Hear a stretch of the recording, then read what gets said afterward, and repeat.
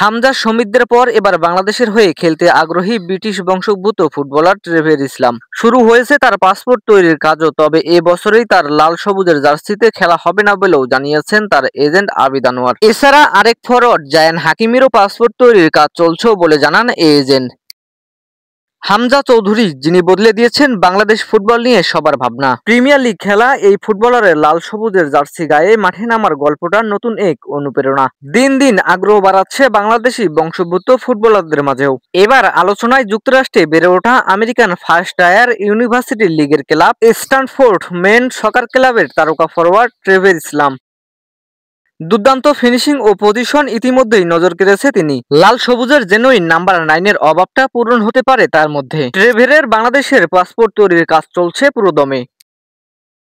এ বিষয়ে গণমাধ্যমকে এজেন্ট আবিদ আনোয়ার বলেন, ট্রেভর ইসলাম বাংলাদেশ জাতীয় দলের হয়ে খেলার আগ্রহ দেখিয়েছেন। ওর বাংলাদেশি পাসপোর্ট নেই, ওর বাপদাদার বাংলাদেশি পাসপোর্ট আছে, যেটাও আবার অনেক বছর আগের হাতের লেখা, যেটার এখন বৈধতা নেই। ওদের পাসপোর্টগুলো করতে হবে, তারপর সে তার পাসপোর্টের কাজ শুরু করতে পারবে।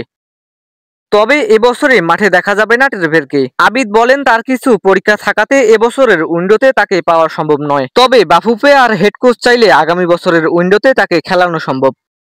অন্যদিকে আরেক প্রবাসী ফুটবলার জায়ান হাকিমের বিষয়ে চলছে আনুষ্ঠানিক প্রক্রিয়া। তবে কিছু জটিলতা পেরিয়ে শীঘ্রই দেখা যেতে পারে জাতীয় দলের জার্সিতে। এজেন্ট আবিদ বলেন, জায়ান হাকিমিকে নিয়েও কাজ করতেছিলাম, এখনো করতেছি। কিছু কিছু বিষয় থাকে যেটা বলা সমুচিত নয়, যেগুলো খেলোয়াড়দের গোপনীয়তা নষ্ট করে। কিউবাটা আমরা সফলভাবে শেষ করতে পেরেছি, ইনশাল্লাহ জায়ান হাকিমিরটাও আমরা শেষ করব। বাংলাদেশের ফুটবলে হামজা চৌধুরী আর শমিত সোমের পর এবার ট্রেভর ও জায়ান, এই দুই নাম নতুন আশার প্রতীক। তারা যোগ দিলে সমর্থকদের সেই চিরচেনা গোলের সংকট কাটবে বলে এমনটাই প্রত্যাশা ফুটবল প্রেমীদের।